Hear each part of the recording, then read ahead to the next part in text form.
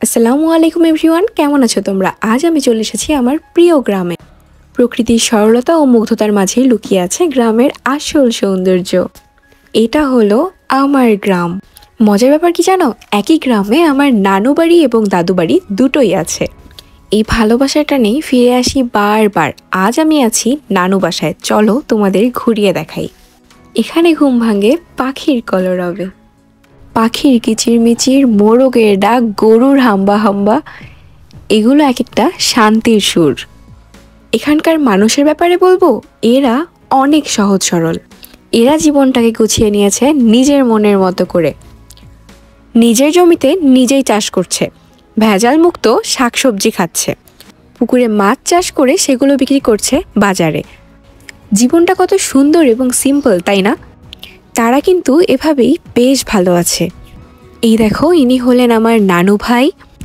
উনি আমাকে দেখিয়ে দিচ্ছিলেন এবং বলছিলেন এই সিম গাছগুলো উনি লাগিয়েছেন। পাশেই দেখো ছোট্ট ছোট্ট লাউয়ের গাছ, এগুলো হয়তো 30 দিনের মধ্যে বড় হয়ে যাবে আর 60 দিনের মধ্যে লাউ আসবে।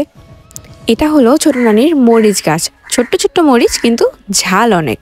ছোট নানি একটু অসুস্থ, তাই আমার ছোট নানু ভাই ওনার জন্য চা বানাচ্ছে। নানু ভাই এখনো এটাই ভালো করে জানে না যে মাটির চুলা কি করে জ্বালাতে হয়, কিন্তু নানিকে 1 কাপ চা করে দেওয়ার জন্য সে বারবার চেষ্টা করে যাচ্ছে। দেখো, ও ফাইনালি পেরেছে। এখন নানু ভাই চা করবে। এবার আমিও একটু বেরিয়ে পড়ি আর গ্রামটা ঘুরে দেখার সাথে সাথে একটু নাস্তাও করে আসি। এরা বয়সে আমার থেকে অনেক ছোট, বাট এরা একদম আমার বন্ধুর মতো। আমরা হাঁটতে হাঁটতে চলে এলাম দোকানে, আর সকালের নাস্তায় আমরা খেলাম পুরি, রসমঞ্জরি এবং 1 কাপ চা। পুরির সাথে ছিল ডাল, যেটা অনেক ঘন এবং টেস্টি ছিল। ব্রেকফাস্ট করে আমরা বেরিয়ে পড়লাম। এখানে দেখো সবাই কত আনন্দ করে মাছ ধরছে। এই মাছগুলো বাজারে বিক্রি করা হবে। মাছ ধরার পরে এগুলো পরিষ্কার করা হচ্ছে, আর এরপরেই এগুলোকে পাঠানো হবে বাজারে বিক্রি করার জন্য। এইদিকে জমিতে গাড়া হচ্ছে হাইব্রিড মূলার বীজ। এই লাল লাল বীজগুলো মূলার বীজ। পাশে আলু, পালং শাক, ভুট্টা রোপণ করা আছে। কদিনের মধ্যেই হয়তো গাছ বেরিয়ে আসবে। তারা খুব আনন্দ এবং যত্নের সাথে এই কাজগুলো করে থাকে। ধান উঠে গেছে, এখন কিন্তু কাটামারির সময়।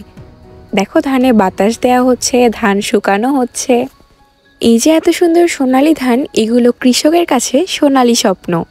এগুলোর মধ্যে মিশে আছে তাদের অক্লান্ত পরিশ্রম, ভালোবাসা এবং যত্ন। এই গরুটা দেখো আমার দিকে কিভাবে তাকায় আছে, আয় হাম্বা হাম্বা করছে। নায়ক নেহি খলনায়ক হুঁ मैं। ওই সরবি নাকি একটা ঢিস দিব? আচ্ছা, ও অনেক বিরক্ত হয়ে গেছে, ওকে ডিস্টার্ব করা ঠিক হবে না, এখান থেকে যেতে হবে। এই গাছটা দেখো, এটা হলো লেবু গাছ। দেখো কত বড় বড় লেবু হয়েছে। আর এটা বড় নানির পেঁপে গাছ। আর এটা হলো ডালিম গাছ, দেখো কত সুন্দর ডালিম ধরেছে।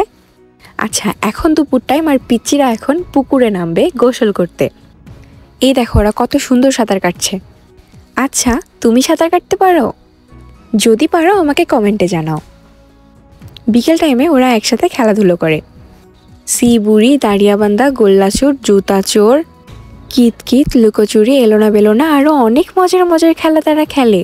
তাদের এই খেলাগুলো দেখার সময় আমি নিজেই ফ্ল্যাশব্যাকে চলে গিয়েছিলাম। আমি যখন ছোট ছিলাম তখন আমিও এগুলোই খেলতাম। সামার ভ্যাকেশন বা উইন্টার ভ্যাকেশনের ছুটি হয়ে গেলে নানু বাসায় চলে আসতাম, আর এখানে আমার অনেক বন্ধু ছিল যাদের সাথে আমিও এরকম হাডুডু, লুকোচুরি, দাঁড়িয়াবান্ধা, এলোনা বেলোনা, জুতা চোর, সিবুড়ি এগুলো খেলতাম। এইগুলো চাইল্ডহুড মেমোরিজ। ওদের খেলাগুলো দেখছিলাম আর বেশ এনজয় করছিলাম। কতই না ভালো হতো যদি আমরা এখনও ছোটই থাকতাম। সময়ের সাথে সাথে আমরা বড় হয়ে গেছি, ব্যস্ত হয়ে গেছি, কিন্তু আমাদের সেই ছোট্ট গ্রাম আগের মতোই আছে। এখানে এখনও খোলা আকাশের নিচে দাঁড়িয়ে শান্তিতে নিঃশ্বাস নেওয়া যায়। আচ্ছা, তোমার গ্রামের নাম কি? কমেন্টে অবশ্যই জানাবে। তোমরা যখন আমার ভিডিওতে লাইক করো, কমেন্ট করো, তখন আমার অনেক ভালো লাগে। আর তখন আমি নতুন ভিডিও বানানোর জন্য অনেক বেশি ইন্সপায়ার হই। থ্যাংক ইউ সো মাচ এত কম সময়ে এত এত ভালোবাসা দেওয়ার জন্য। এভাবেই ভালোবাসা দিয়ে যেও, ভালোবাসা নিও।